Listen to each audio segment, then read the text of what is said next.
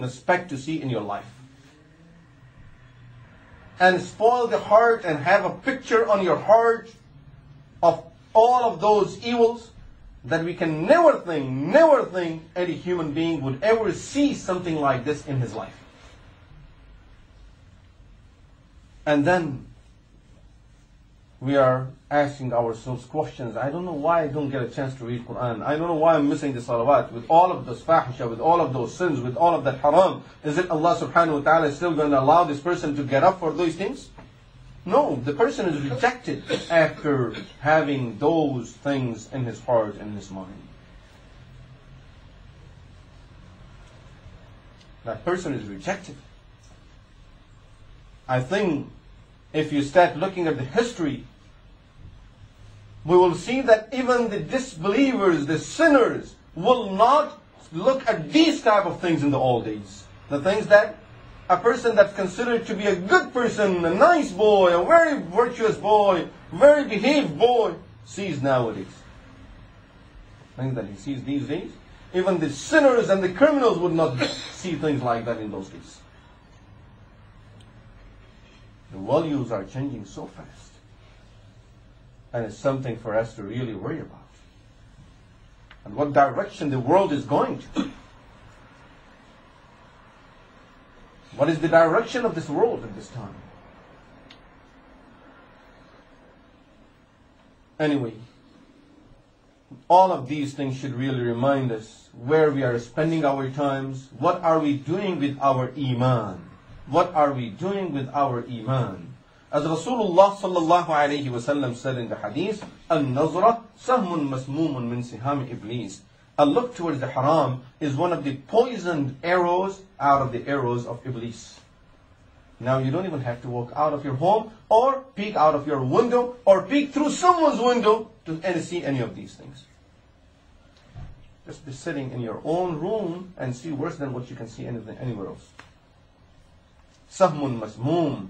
It's a poisoned arrow out of the arrows of Iblis. How many arrows can our iman take? What's the strength of our iman?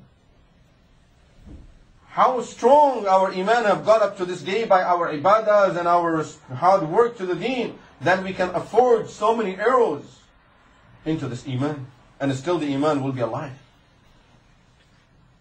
We can see shaitan is really making us feel that it's there and making us feel that it's still holding very strongly. And on the other hand, he's poking arrows after arrow, arrow after arrow into this iman. May Allah subhanahu wa ta'ala keep these imans alive. And may Allah subhanahu wa ta'ala give us tawfiq to protect it and preserve it until we face Allah subhanahu wa ta'ala with it. Otherwise, as far as the fitnas that are around us are concerned, they are just pulling it away too fast. Before even people know it, it's gone. Our masajid are empty. Quran is not being recited. Sunnahs are not being followed. The reason? All of these harams. In the darknesses of our homes, in the darknesses of our night, in the privacy of our rooms, we are committing all of these harams come out regardless of what we try to show people. Haram is haram. The effect of it is on our hearts. The effect of that haram is on our lives. And according to that effect, Allah subhanahu wa ta'ala accepts or rejects people. But at the same time, when all of these things are on our fingertips, when there was nothing like this before, every haram is on your fingertip. Of course, when a person will save himself, will protect himself and herself from these things, the reward will also be the same way. The acceptance from Allah subhanahu wa ta'ala will also come the same way. For staying away from these things, inshallah, we will get tremendous reward and such blessings from Allah subhanahu wa ta'ala that people were not able to get it that easily in the past. Because the fitna is greater. Protection is difficult.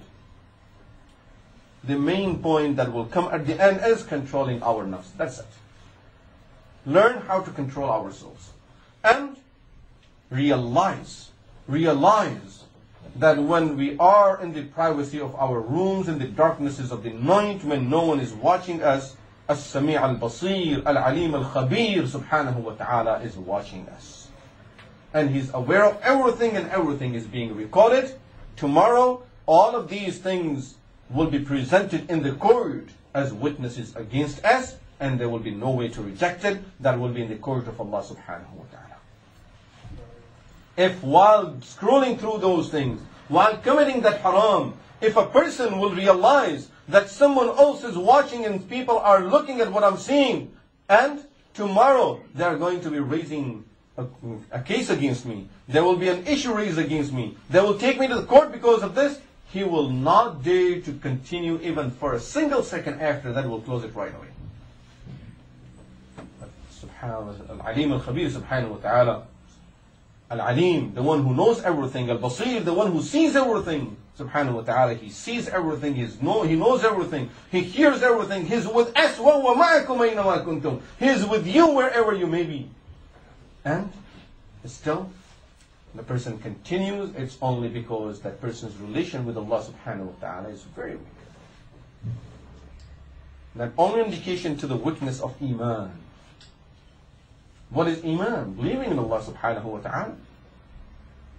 Weakness of Iman, that the person will be afraid of his parents, people will be afraid of their relatives, their friends, other people, their spouses, but not of Allah subhanahu wa ta'ala.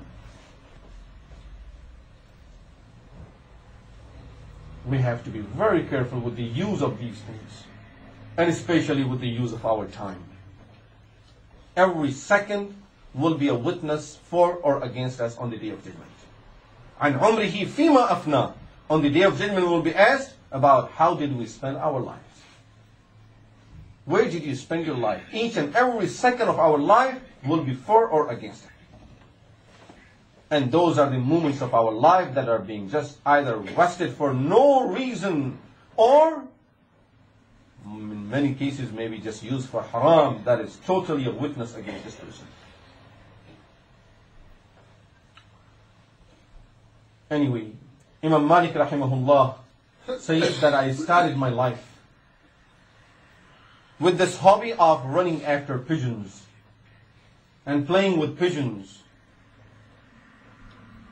Rasulullah sallallahu alayhi wa sallam said in a hadith, a person who keeps on running after hunting, whose hobby is hunting only, that person will be wasting most of his time. And we know it. You go for one deer, spend 12, 16 hours. What did you bring back? 1 or 2 deers. Okay, occasionally a person just to have some little good time, doing it once in a while is okay, but a person spending his life after these type of things, not necessarily just that, similar type of thing, where the person has nothing to do, nothing to do. The life is totally useless. Spending hours and hours just to get one animal, and at the end getting one small bird comes back home that I got a lot after these 16 hours. I have a good income after these 16 hours, and that is this bird. So all of his 16 hours of life worth only that one bird. And what is he going to do with it? May not even be able to eat anything out of it. Doesn't even like that bird. Doesn't like to eat it, and just will give it to some friends. So, these type of things that are rusty of time, parents especially should be very careful to teach their children the proper use of the time. Make sure that our children are not just after these things. And most of the time, we love our children going after these things. Game Boys, computer games, and these type of things. Why? Good babysitters. The children are not going to bother us. So we don't have no worry. Sit in your room. I'll buy you even 10 more games. So you just sit at that place. You don't disturb me. You don't bother me. You don't come to me. You keep on doing what you have to do. I'll do what I have to do. That's it. Imam Malik Rahimahullah says, when I developed that habit, my parents didn't like it, but I wouldn't stop. One day, my father, he got me and my brother, and his brother's name was An-Nadr. Imam Malik's name, and Malik bin Anas. An-Nadr bin Anas. An-Nadr was known for his knowledge and for the zeal of learning the knowledge, so he was always around